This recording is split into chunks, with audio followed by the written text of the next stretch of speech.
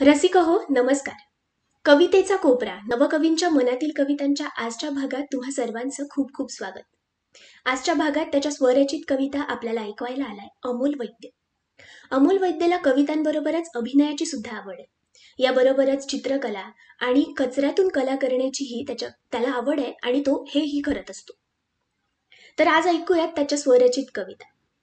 नमस्कार अमोल, तुझं कवितेचा कोपऱ्यामध्ये खूप खूप नमस्कार. मनपूर्वक स्वागत. तर कार्यक्रमाची सुरुवात आपण करूया आणि पहिलीच कविता कुठली ऐकवशील? तू ऐकव. पहिली कविता माझी धागा, शीर्षक कवितेचा धागा आहे. आणि ही कविता लिहिण्यामागचा उद्देश असा आहे की ह्या अगोदर मी निरोप ही कविता लिहिली होती. आणि त्या कवितेचा आशय आणि भावना ह्या सगळ्या डिप्रेशन मध्ये जेव्हा माणूस असतो त्यावेळी काय भावना मनात येतात त्यावरती ती कविता लिहिली होती. आणि ती लिहिणं मला स्वतःला वाईट वाटलं म्हणून मी ती कविता झाल्यावर थोड्या वेळात लगेच ही कविता लिहिलेली आहे. आणि ह्यात आपण माणसाने कसं असावं, माणुसकी कशी असावी किंवा माणसाने कसं वागलं पाहिजे हे थोडा ह्या कवितेत लिहिण्याचा मी प्रयत्न केलेला आहे. कविता ऐकवतो. विचार माझे कुठेतरी खुंटत आहेत म्हणून माझ्या नात्यांशी माझे धागे तुटतायत. माझ्यातल्या कापसाचा ओढून धागा निर्माण केला, अर्ध्यातूनच सोडून जाल ह्याचा मी विचारही नाही केला. आता धागे तुटले, सर्व नाती संपलेत, एकटा पडलो असताना फक्त कापसाची बोंडे उरलेत. ते धागे अंगावर लपेटून आता वाद बनलोय, अंधाऱ्या रात्री कुणाची तरी साथ बनलोय. जगतानाचा अर्थ आता कळतोय मला, कारण अंगावर लपेटलेला एक एक धागा जाळतोय मला. त्याच धाग्याचा फास लावून कधीच गेलो असतो, त्याच धाग्याचा फास लावून कधीच गेलो असतो, इतरांसाठी जगण्याचा विचार मीही गमावून बसलो असतो. हेच माझे विचार मी जपून ठेवले होते, हेच माझे विचार मी जपून ठेवले होते, जळता जळता इतरांसाठी प्रकाशात सोडले होते, प्रकाशात सोडले होते. वा वा वा, सुंदर. अमोल, तू ही कविता तर छान होतीच, पण मी असं ऐकलंय की तू बऱ्याचशा सामाजिक विषयांवर सुद्धा लिहितो. तर मागे मला आठवतंय तू शेतकऱ्यांवर एक कविता लिहिली होतीस, तर ती ऐकायची आणि त्यामागची पार्श्वभूमी नेमकी काय होती? असं होतं की म्हणजे जेव्हा मी लिहायला सुरुवात केली, 7वी पासून मी लिहत होतो, तर मी असं ठरवलं होतं की प्रेम कविताच फक्त लिहत जायच्या. फक्त प्रेम म्हणजे एक पुस्तक करण्याचा असा विचार होता एक थोडका, पण प्रेम कविताच करत गेलो. पण काही स्पर्धा केल्या, प्रत्येक स्पर्धेत माझी पहिली प्रेम कविता मी लिहिलेली आहे तीच मी ऐकवायचो. तर बऱ्याच ठिकाणी म्हणजे असं वेगवेगळे विषय पण इतर स्पर्धक मांडायला लागले, तर मलाही असं वाटलं की मी वेगवेगळ्या विषयांवरती काहीतरी लिहावं.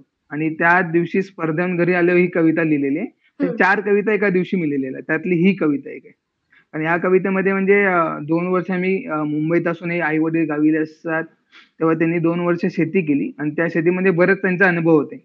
गारपीट झाली, मराठवाडा आहे, गारपीट झाली, कधी ओला दुष्काळ, सुका दुष्काळ. त्यांच्या ज्या काही त्यांनी सांगितलं की काय काय झालं, तर ते थोडक्यात मी ह्या कवितेत मांडण्याचा प्रयत्न केला. शेतकऱ्याचं काय असतं ते थोडक्यात मी या कवितेत मांडलेलं आहे. तर कविता ऐकवतो. शीर्षक आहे दुष्काळ जीवाचा. कविता. फास त्याच्या जीवाचा, दोरा त्याला कापसाचा, दुष्काळापायी जीव गेला माझ्या शेतकरी राजाचा.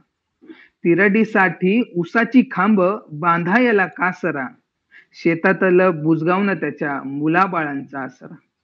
उधळायला भुईमुगाच्या शेंगा, सजवायला माळव्याचा हार, न्यायला खिल्लारी जोडी अन पाहतय मोकळं रानर. रचला भार औत नांगराचा, पांघरायला भेगाळलेलं रानर. पेटवाया भाव सारा, धूर जाई दुखाचा. पिकाला भाव नाही सुखाचा, पावसा पायी सरा, दुष्काळ जीवाचा, दुष्काळ जीवाचा. वा. असाच एक सामाजिक आणि मोठा प्रश्न असतो तो म्हणजे अनाथांचा. त्यांना आई वडील नसतात आणि त्यांची दुःख, त्यांचे कष्ट, त्यांनी आयुष्यामध्ये केलेला स्ट्रगल. तर या विषयावर काय ऐकवशील? अनाथांचा म्हणजे अनाथांना बरेच पैसा वगैरे यांचं महत्व नसतं, फक्त त्यांना आई वडील असण्याचं दुःख असतं, नसण्याचं दुःख असतं. तर त्यांना आई वडील असावं, म्हणजे इतरांबरोबर ते जेव्हा बघतात इतर मुलांना आई वडील जे प्रेम देतात ते आपल्याला पण हवं. पण हे हे काही जे आहे त्यांच्या मागची जी कथा आहे ती थोडक्यात मी या कवितेत मांडलेली आहे. कवितेचं शीर्षकच अनाथ आहे. बर. कविता ऐकवतो. अनाथ म्हणून आता किती कष्ट करावं, लेकरू म्हणून मला कुणीतरी जवळ करावं. अनाथ म्हणून मला लोकांनी बोलविले, आई वडिलांविना पोरक म्हणून माझं काहीच दुखावलं. दिन दुबळ्यांच्या हक्कासाठी तुम्ही लढविता बाणा, पोटचं समजून मला कुणीतरी जवळ करा ना. त्या मायेच्या ममतेसाठी मी तहानलेलो, अश्रूंचे थेंब पिऊन पिऊन जगलेलो. मायेचा डोक्यावर कोणी हात फिरवाल का, आवडला जर फुगा कधी घेऊन द्याल का. दाण्या दाण्यांनी माझी भूक भागवाल का, लागलं कधी तिखट पाणी मला पाजाल का. प्रश्न पडले कधी उत्तर मला द्याल का, पाठीवर थाप देऊन शाब्बास म्हणाल का. हात धरून माझा कधी शाळेत न्याल का, लागली ठेच जरी त्यावर हळद लावाल का. मी दुखी असताना जरा अश्रूंचे थेंब तुम्ही व्हाल का, कौतुक जर माझे झाले तर अश्रूंचे थेंब तुम्ही व्हाल का. या अनाथासाठी कोणी आई वडील व्हाल का, एवढं सर्व नको मला, फक्त मायने लेकरू म्हणाल का, फक्त मायने लेकरू म्हणाल का. म्हणजे अनाथाला फक्त मायने कोणीतरी हाक मारावी एवढंच त्याची अपेक्षा असते, बाकी त्याला पैसा वगैरे याचं काही मूल नसतं. हे कवितेतून मांडायचा प्रयत्न केलेला आहे. नक्कीच फार सुंदर मांडलंयस आणि ते प्रत्येक शब्दातून अभिप्रेत होत आहे असं मी म्हणेल. मग अशी तू प्रेमकवितांचा जसा उल्लेख केलास की तू सुरुवात प्रेमकवितांपासून केलीस आणि सगळ्याच तुला प्रेमकविता लिहायच्या होत्या, तर काय ऐकवशील प्रेमकवितेवर. ही प्रेम कविता म्हणजे असं ठरवलं नव्हतं की प्रेम कविता ही पहिली कविता लिहिताना. 7वीत असताना लिहायला सुरुवात केली आणि मग असं लिहायचं होतं काहीतरी. वर्गात 2-3 एक जण लिहित होते की आपण पण काहीतरी लिहावं असं सुचत गेलं. पण 2 दिवस झालं काही सुचत नव्हतं आणि जेव्हा मी एकदा संध्याकाळी चहा पियत होतो, काचेचा कप हातात होता आणि चहा प्यायला सुरुवात केली, तेव्हाच पहिली ओळ सुचली होती, तुझ्यासाठी ओतून ठेवला जीव त्या काचेच्या कपात. म्हणजे माझं कसं आहे की आपण जेव्हा कवितेची एखादी ओळ जरी सुरुवातीची सुचली ना की कविता ही आपोआप काही मिनिटातच माझी होती. बरोबर. तर कविता ऐकवतो. तुझ्यासाठी ओतून ठेवला जीव त्या काचेच्या कपात, फोडून टाकलास तो कप त्याचे तुकडे घुसले माझ्या काळजात. आल्या होत्या हृदयाला चिरा, मनात येत होते तुटक विचार, हृदय ठेवलं होतं तुझ्यासाठी, तू केला त्याचा अपमान. वाईट वाटत नाही मला पण दुखावल्यात माझ्या भावना, वाईट वाटत नाही मला पण दुखावल्यात माझ्या भावना, तुझ्यावरचं प्रेम मेलो तरी जाईना. स्वप्नात येऊ नको माझ्या, इथे यमलई ओरडतोय. स्वप्नात येऊ नको माझ्या, इथे यमलई ओरडतोय. काम होईना तुझ्या वाचून म्हणून लाथा बुक्क्यांनी मारतोय. हृदयाचे तुकडे वेचता वेचता केली ही कविता, हृदयाचे तुकडे वेचता वेचता केली ही कविता. तुझ्यासाठी प्रेम ज्या हृदयात होतं त्याचे तुकडेच आता मिळेना, त्याचे तुकडेच आता मिळेना. क्या बात आहे, क्या बात आहे. सुंदर. म्हणजे चहा पिता पिता कशी कविता सुचू शकते आणि तो चहा संपून होईपर्यंत ती कशी रचूनही होऊ शकते याचं एक उत्तम उदाहरण आहे. तर कार्यक्रमाच्या शेवटी पण अशीच एखादी छान कविता ऐकव आणि मग आपण पुढे वळूया. ही अबोल मी कविता आहे माझी. म्हणजे आता ह्या अगोदर आपण कविता बघली ती एक प्रेमभंग किंवा असं ह्या टाईपची, पण ह्यात एक साधी आणि सिंपल कविता आहे. कवितेचं शीर्षक अबोल मी. कविता. अबोल मी बोल की तू होतीस, अबोल मी बोल की तू होतीस, चारोळ्या मी मात्र कविता तू होतीस. अबोल मी बोल की तू होतीस, चारोळ्या मी मात्र कविता तू होतीस. भावना माझ्या लेखनी तू होतीस, मांडणी माझी मात्र लिहित तू होतीस. भावना माझ्या लेखनी तू होतीस, मांडणी माझी मात्र लिहित तू होतीस. शब्दांच्या ओळीत आठवण तुझी होती, हृदयात तू मात्र कवितेतही दिसत होतीस, हृदयात तू मात्र कवितेतही दिसत होतीस. क्या बात आहे. सुंदर. अगदी शेवटची कविता सुद्धा खूप सुंदर आणि तितकीच छान झाली आहे. तू गेले काही एपिसोड्स पाहिले असतील तर तुझ्या लक्षात आलं असेल की कोणीतरी एक संदेश किंवा काहीतरी पाठवत असतं, तर तुझ्यासाठी एक संदेश आलाय जो आपला कॉमन फ्रेंड आहे अर्थात. तर बघूयात कोणाचा संदेश आहे, काय म्हणतात. हाय अमोल, कसा आहेस? तर आज तू कविता सादर करतोयस असं कळालं. अमोलची आणि माझी पहिली ओळख झाली ती कॉलेजच्या पहिल्या दिवशी. आम्ही दोघं क्लासमेट आहोत आणि अमोल असाच बसला होता पहिल्या बेंचवरती, डायरी वगैरे घेऊन काहीतरी लिहित बसला होता. असंच पाहिलं आणि मग मी माझ्या जागेवर जाऊन बसलो मग हळूहळू मैत्री झाली, ओळख झाली.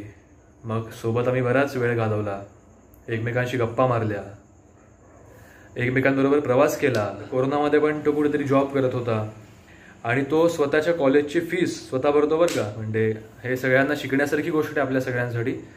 त्याला कवितेमध्ये एक काहीतरी वेगळं लिहिता येतं, कारण तो सतत काही ना काहीतरी वेगवेगळ्या गोष्टी अनुभवत असतो आणि ते अनुभव व्यक्त करण्यासाठी तो कवितेचा छान वापर करतो असं मला वाटतं. तर या साधारण तरुण वयामध्ये मुलं कविता करतात, त्या प्रेम कविता, विरह कविता अशा प्रकारच्या. पण अमोलचं तसं नाही. अमोल त्याची एक शेतकऱ्यांवरची कविता आहे, ती मला फार आवडते आणि स्त्रियांच्या परिस्थितीवरती असेल किंवा अशा बऱ्याच वेगवेगळ्या विषयांवरती तो लिहित असतो. आणि आता तो आपल्याला कविता ऐकवणारच आहे. तर त्यांनी आपल्याला छान छान कविता ऐकवाव्यात या कार्यक्रमातही आणि यानंतरही बऱ्याच कार्यक्रमांमध्ये, मोठमोठ्या प्रायव्हेट मैफिलींमध्ये, गप्पांमध्ये. All the best. लॉकडाऊन संपलं की भेटूच. काय सांगशील, कसं वाटतंय ही व्हिडिओ ऐकून? योगेश्वर आणि माझी मैत्री कॉलेज पासूनच आहे. नाट्यवलयामुळे आम्ही अधिक जवळ आलो असं म्हणता येईल. तर नाट्यवलयामध्ये आपण आपल्या BMMचे मोजके 5-6 जणच होतो. योगेश्वर आणि त्याचं लिखाण मला आवडायचं, माझं लिखाण त्याला आवडायचं. आणि तो नेहमी मला असंच म्हणत आलाय की तू काहीतरी वाचत राहा. पण मी फार कमी, म्हणजे वाचत नाही असं म्हणायला हरकत नाही, पण तो नेहमी हे सांगत आला की वाचत राहा. बरेच दिवस आम्ही बरेच रात्री एकत्र काढलेले. त्या जो तिथे लालबागला तो राहायचा आणि मला वसईला येणं जाणं जमायचं नाही फार नाट्यवल्यामुळे, कारण उशिरा तालीम संपायची, सकाळी लवकर असायची. तर मी योगेश्वरचा जो रूममेट्स होते त्यांच्याबरोबर मी बरेच दिवस काढलेले, म्हणजे एक 7-8 दिवस तर मी त्याच्याकडे होतो, म्हणजे अधूनमधून. तर नेहमी सांगत गेला की वाचत राहा. तर मग थोडं थोडं मी सुरुवात केली आहे त्याच्यामुळे वाचायला, आणि त्यात लिखाणात पण माझा त्याचा फरक पडेल असं मला वाटतं. थँक्यू योगेश्वर. नक्की. वाचनाने लिखाणही प्रगल्भ होईल असं, आणि त्याचं सांगणं एक मित्र म्हणून सुद्धा खूप योग्य आहे.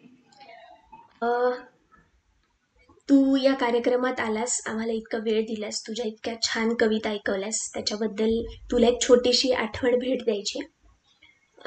तर ही ती आठवण भेट आहे.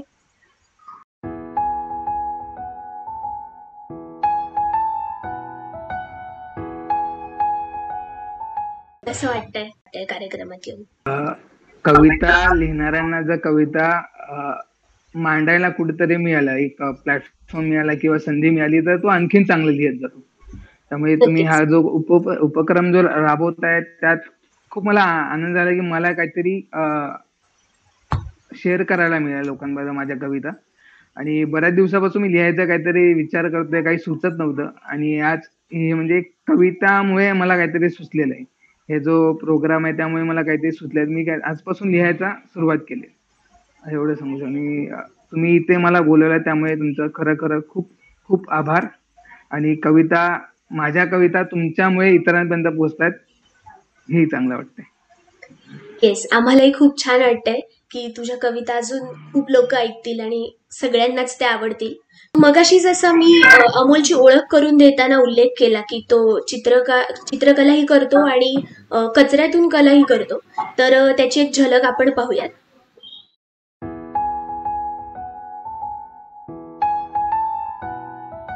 तर अमोल, खूप छान वाटतंय तू आज कार्यक्रमात आलास, तुझ्या कविता ऐकवल्यास. तुझ्या पुढील वाटचालीसाठी आमच्या सगळ्यांकडून तुला खूप खूप मनापासून शुभेच्छा. तर रसिक हो, हा होता आजचा भाग. तुम्हाला यातल्या कोणकोणत्या कविता आवडल्या, कार्यक्रम कसा वाटला ते आम्हाला कमेंट सेक्शनमध्ये जरूर कळवा आणि बघत राहा कवितेचा कोपरा. धन्यवाद.